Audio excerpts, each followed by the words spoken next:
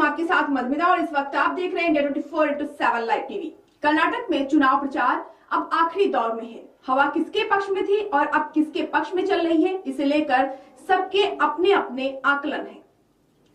कर्नाटक में पहले भ्रष्टाचार के मुद्दे पर वोट की फसल तैयार करने की कोशिश हुई, फिर आरक्षण के नाम पर वोट बैंक बढ़ाने का दांव पेच चला।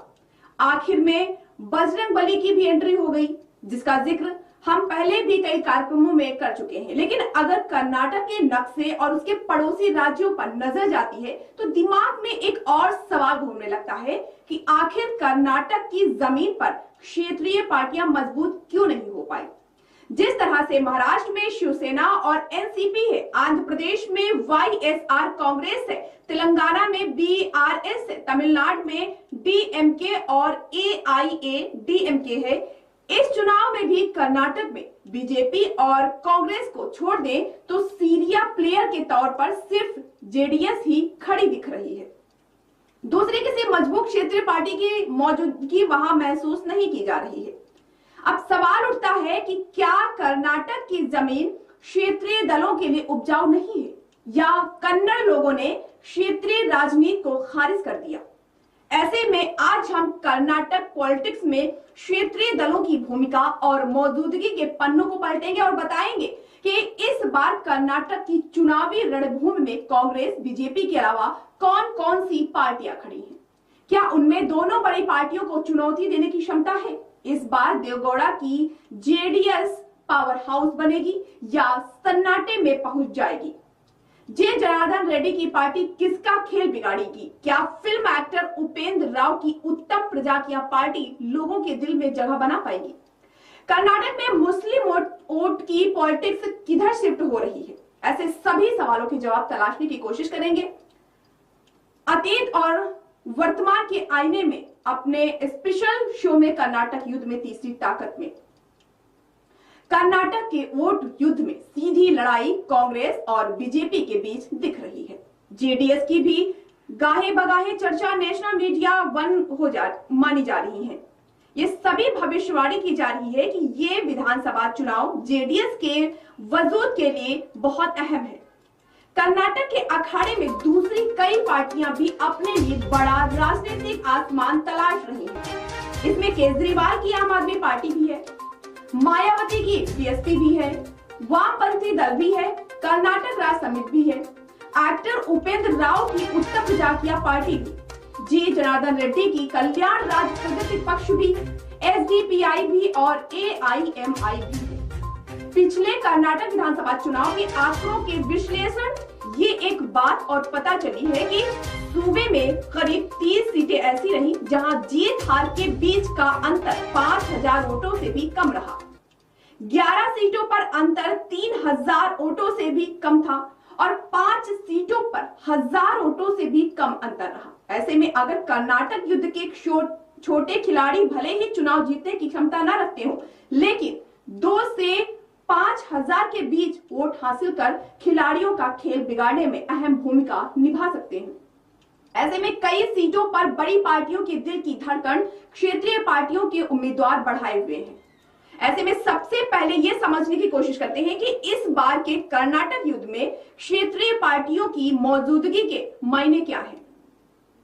कर्नाटक में बीजेपी और कांग्रेस के सामने मजबूती से जेडीएस के उम्मीदवार डटे हुए हैं।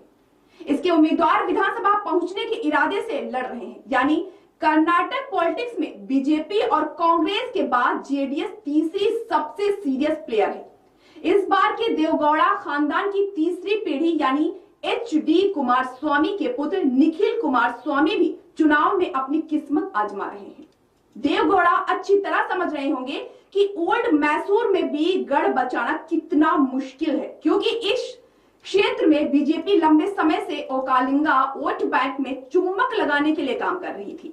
ऐसे में जेडीएस ओकालिंगा और मुस्लिम वोटों के साथ खास तौर से महिला वोटरों को साधने की रणनीति पर आगे बढ़ी है। जेडीएस ने सरकार बनने पर सूबे की महिलाओं को कई तरह की आर्थिक मदद का वादा किया। किसान से शादी कराने वाली लड़कियों को 2 लाख रुपए की सब्सिडी देने का वादा किया है। इसलिए ओल्ड मैसूर के अलावा दूसरे क्षेत्रों में भी जेडीएस उम्मीदवारों की दमदार मौजूदगी कांग्रेस और बीजेपी दोनों को ही टेंशन बढ़ाए दिए हुए है। दूसरी ओर खनन कारोबारी जी जनार्दन रेड्डी की पार्टी कल्याण राज्य प्रगति पक्ष ने 49 सीटों पर अपने उम्मीदवार उतारे, जिसमें से KRPP ने 25 सीटें जीतने का टारगेट रखा है। जनार्दन रेड्डी ने जिन क्षेत्रों में अपने ज्यादातर उम्मीदवार खड़े किए हैं वो बीजेपी गढ़ माने जाते हैं। कर्नाटक में चुनाव की घोषणा से पहले SDPI और AIMIM बहुत एक्टिव थे, लेकिन मुस्लिम वोटों की राजनीति करने वाली दोनों पार्टियां सिर्फ गिनती के उम्मीदवार ही चुनावी अखाड़े में उतार पाई। इसी तरह आम आदमी पार्टी की नजर खास तौर से शहरी वोटों पर है। वहीं कर्नाटक के सियासी आसमान में BSP और समाजवादी पार्टी भी अपने विस्तार के लिए हाथ पैर मार रही है। पर कर्नाटक के लोग किसे कबूल करेंगे, किसे खारिज, इस सवाल के जवाब के लिए 13 मई तक का इंतजार करना होगा। इतिहास गवाह रहा है कि कर्नाटक के लोगों ने क्षेत्रीय पार्टियों की जगह राष्ट्रीय पार्टी को ही प्रमुखता दी है।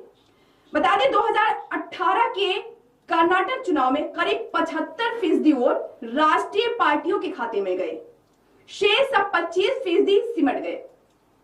आपको शायद ये जानकर हैरानी होगी कि 2018 के कर्नाटक युद्ध में 80 से ज्यादा राजनीतिक पार्टियों की मौजूदगी थी। कन्नड़ भाषी क्षेत्रों के मिलाकर अलग राज्य के रूप में भारत के नक्शे पर उभरने वाले कर्नाटक में सत्ता शुरुआती दौर में कांग्रेस के हाथों में रही। हालांकि आंदोलन के गर्भनाल से निकली एक और पार्टी ने साल 1962 के चुनावों में अपनी दमदार मौजूदगी का एहसास कराया। महाराष्ट्र एकीकरण समिति, जिसका मकसद था मैसूर स्टेट के बेलगाम जिलों को बॉम्बे स्टेट मिलाकर महाराष्ट्र राज्य की स्थापना।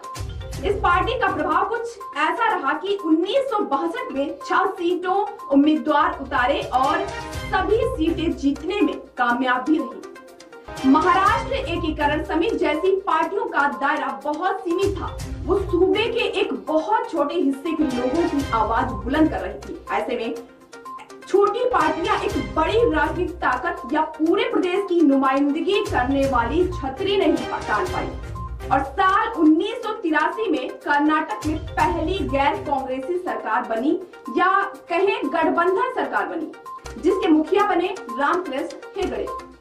जनता पार्टी से जनता दल निकला। बाद में पूर्व प्रधानमंत्री देवेगौड़ा ने जनता दल सेकुलर नाम अलग पार्टी बनाई, जिसमें कबीर सिद्धारमैया राजनेता थे, जिसके छतरी तले कई बार उनके पुत्र कुमार स्वामी किंग या किंग मेकर की भूमिका में रहे। एक और नाम का जिक्र करना जरूरी है, वो है कर्नाटक जनता पक्ष। साल 2012 में जब BS येदियुरप्पा की मुख्यमंत्री की कुर्सी को लेकर ठन गए तो उन्होंने बीजेपी के रथ से उतरकर इस पार्टी की शुरुआत की।